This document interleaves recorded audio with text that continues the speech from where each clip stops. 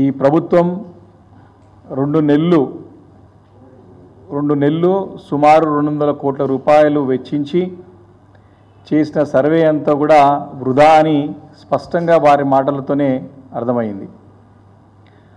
వారి సర్వేతో తెలంగాణ రాష్ట్రంలో ఉన్నటువంటి 2 కోట్ల వెనుకబడుల తరగతుల వారు, బలహీన వర్గాల వారిని వంచే విధంగా, వారిని గాయపరిచే విధంగా ఉందని స్పష్టంగా వారి మాటలతో వారు చెప్పకనే చెప్తూ వారు ముందు పోయే ప్రయత్నం చేశారు. వారి తప్పులని కప్పుపుచ్చుకునే ప్రయత్నం చేశారు.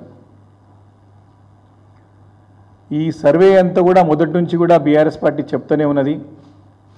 మా పార్టీ నాయకులు, నిపుణులు, సంఘాల, బీసీ సంఘాల వారు కానివ్వండి, దళిత సంఘాల వారు కానివ్వండి, అందరూ కూడా ఇది శాస్త్రీయ పద్ధతిలో చట్టపరంగా సర్వే జరగట్లేదు, దీంట్లో అన్ని లొసుగులే ఉన్నాయని చెప్పి మొదటి నుంచి చెప్తా ఉన్నా ప్రభుత్వం దీన్ని పెడిచెవిన పెట్టి ముందుకు వెళ్ళి ఏదో చేసే ప్రయత్నం చేశారు. కానీ ఈ సర్వే ఘోరంగా విఫలమైందని చెప్పి ప్రభుత్వం నిన్న ప్రకటన ద్వారా స్పష్టంగా ప్రజలందరూ కూడా తేటతెల్లమైపోయింది.